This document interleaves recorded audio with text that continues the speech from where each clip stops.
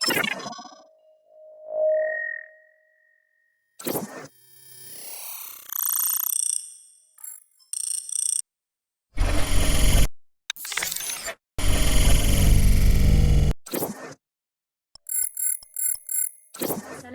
warahmatullahi wabarakatuh. My name is Ameruddin Atika, Binti Jamil.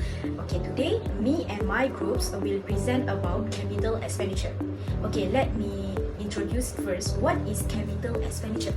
Capital expenditure is an expenditure that result in the acquisition or construction of fixed asset. Fixed assets such as a land, a building, vehicle, equipment, and others. And capital expenditure, also known as enhancement of an existing fixed asset. Capital expenditure is used for long-term decision that requires the evaluation, cash inflow and outflow over several years to determine the acceptability of the project. Okay, now I will present the types of capital expenditure. There are three types of capital expenditure. Expenditure made to reduce costs, expenditure made to increase revenue, and deferred revenue expenditure. Okay, for expenditure made to reduce costs, for example, a company buy a new machine, which the machine can replace certain number of employees. For second point, which is expenditure made to increase costs, which is expense companies made such as repair and making maintenance on the machine, which can generate revenue in future. This expense can support the current business and do not affect the asset's life. Okay, for the last types of capital expenditure is deferred revenue expenditure. Okay, this expenditure means that expense incurred in the current period, in the current accounting period, and the expense will benefit the company in 2 to 3 years in future. Okay, for example, a company use their revenue to make an advertisement of their company, and the advertisement will benefit their company in 2 to 3 years in future. Okay, for capital expenditure analysis, this also known as capital budgeting, which is used in determining the value potential of a project or the investment. In making this analysis, we often use net present value for incoming or outgoing cash. This analysis depends on these two factors, which is quantitative and qualitative factors. Okay, as for quantitative factors, these factors relate close with number or quantity in making decision. Okay, for example, the nation expected inflation rate, percentage of product to be manufactured, interest rate of a company to borrow money for purpose of buying a piece of land. Okay, as for qualitative factors, this factor cannot be interpreted in number. These factors are more about quality. These factors function as a measure sustainability, external costs, and benefit that can be considered. For example, relationship to business strategy, product line or location of the company, and its significance to the enterprise. There are 4 factors of qualitative consideration: corporate culture, political factors, moral or ethical consideration, and the last one is environmental concern. As for corporate culture, refers to the belief and behavior that determine how a company's employee and management interact. This cannot be measured in monetary terms, but this can be felt by finding out how people approach their work, how they interact and solve problems, and what motivates them to improve. For political factor, this relate with the decision in how business is run. This factor produce inputs such as tax rate and minimum wages will shape up, depends on quantitative factors. As for third factor, moral and ethical consideration. some companies are willing to spend some costs to have better work environment for their employees. For example, ordering new office furniture, quantifiable payback for the company. This will boost employee morale and result in generating higher achievement. Besides, it also gives a positive image of office environment to customer and vendors who visit the office. For last factor, which is environmental concerns, companies which always concerned about environment will got positive light from consumers and stockholders. The companies will include the expenditure toward the environmental concern in their budget. This is to prove and to increase consumers and stockholders trust issue. Okay, that's all from me. I will pass my presentation to Hidayah. Thank you, Amelia. Next, I will explain about the three types of outlay. So the first one is capital expenditure analysis in major projects. The second one is analysis in routine expenditure. The third one is the replacement in capital expenditure analysis. For the first one, as regards of major project, strategic investment may be made for expansion of productive capacity or achieving product innovation or preparing barriers against capital fluctuation. So the second one is the analysis in routine expenditure. In this outlay, routine expenditure may be working condition improvement, maintenance expenditure, competition-oriented expenditure, and etc. The third one is the replacement, which may arise to avoid capital wastage for existing equipment to check its disposal value, or it may be obsolescence replacement. Next is regarding the importance of capital expenditure. As discussed above, CAPEX is often used to undertake new projects or investment by a company. Small capital expenditures help business grow. From a long-term financial planning perspective, CAPEX analysis help leaders understand whether an asset offers an attractive rate of return. That way, companies can balance maintaining existing equipment and property with having enough capital to invest in growth. There are three other importance. The first one is the initial cost. Depending on the industry, capital expenditure are generally more expensive than acquiring the use of the same asset on an operating basis. Think purchasing a fleet vehicle versus leasing or signing on a contract delivery service. It is very crucial to understand that the long-term benefits of owning an asset. The next importance is the irreversibility. A company will most likely to incur losses when undergoing a capital expenditure.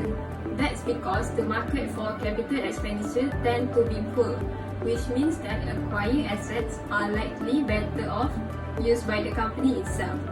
The last one is the depreciation. Once an asset is being put to use, depreciation begins and may lead to a decrease in an organization asset accounts. That's all from me. I'll pass the presentation to Anis. Okay, thank you Hidayah. Let me continue the presentation regarding the environmental impact. So, what is environmental impact? So, let me define the environment first. Environment can be defined by relating to the totality of things, condition, influencer, cultural forces that have the surround and shape the life of a person or a population. So, how about the environmental impact? Okay, it can be defined as any change to the environment, whether adverse or beneficial, resulting from the facility activities, product or services. In other words, it can be simplified that it is the effect those actions have on the environment. There are four types of impact. First, direct impact. Second, indirect impact. Third, cumulative impact. Fourth, induced impact. So let me explain first the direct impact. Direct impact is to occur through direct interaction of an activities with an environment, social or economic component. So, for example, a discharge of any industry from industrial estate into a river may lead to decline in water quality in terms of high biological oxygen demand or dissolved oxygen or rise of water toxins. As for the second, indirect impact. Indirect impact is on the environment which are not direct result of the project and often produced away from or a result of a complex impact pathway. The indirect impact can also known as a secondary of even third level of impact. For example, the decline in the water quality due to rise in temperature, water bodies receiving cooling water discharge from the nearby industry. So this may in turn into a secondary indirect impact to aquatic flora in that water body and may further cause to reduction in fish population.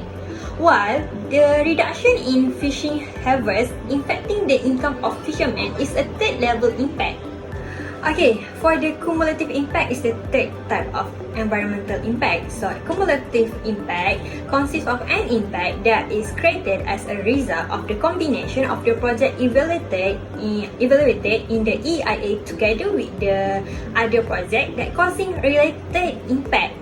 So this impact can occur when the incremental impact of the project is combined with the cumulative effect of other past, present and reasonably foreseeable future projects. Here the last type, which is induced impact.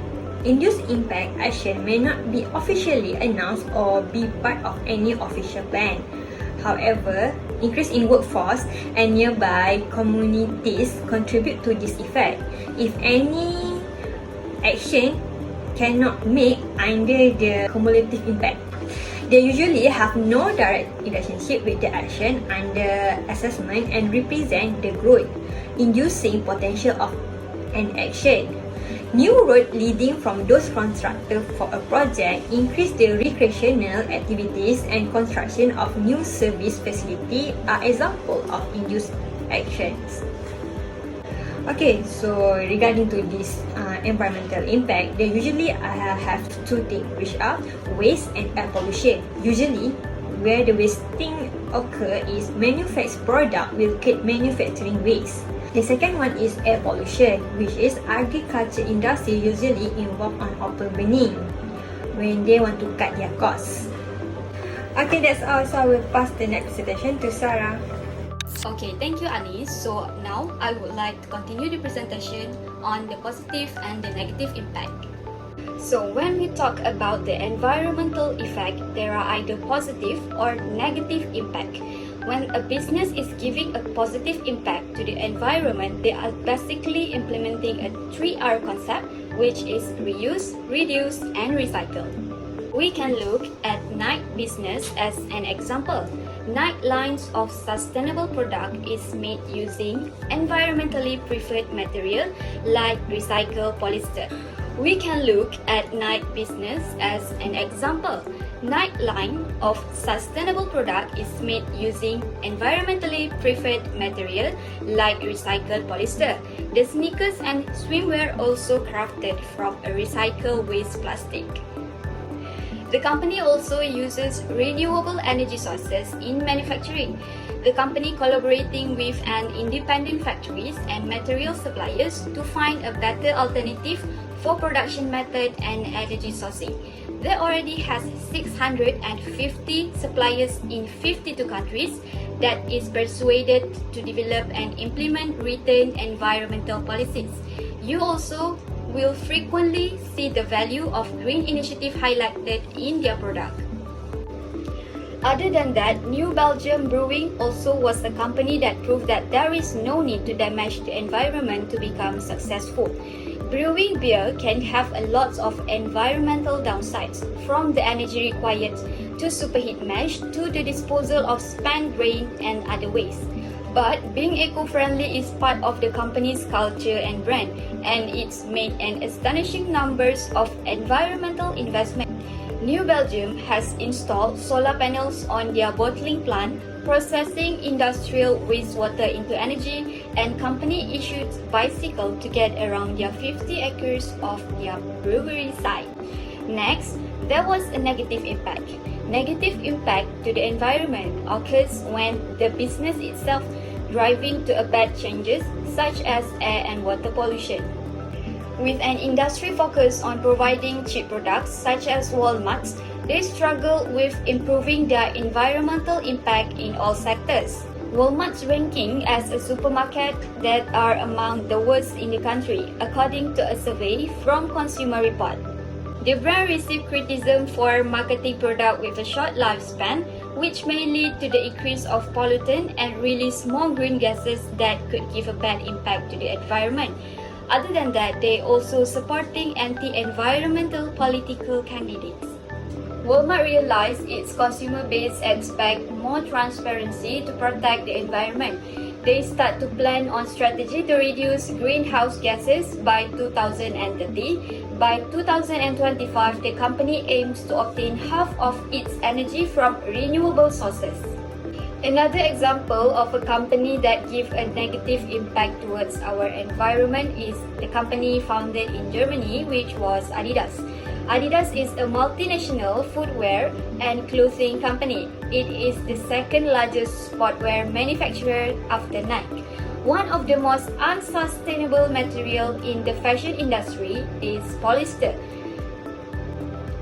The synthetic fiber has a profound negative impact on the environment, as it being the largest source of microplastic pollution, requiring double energy of cotton to produce and being water intensive. Currently, over 50% of Adidas product consists of polyester. However, Adidas is striving to rely on 100% recycled polyester by 2024.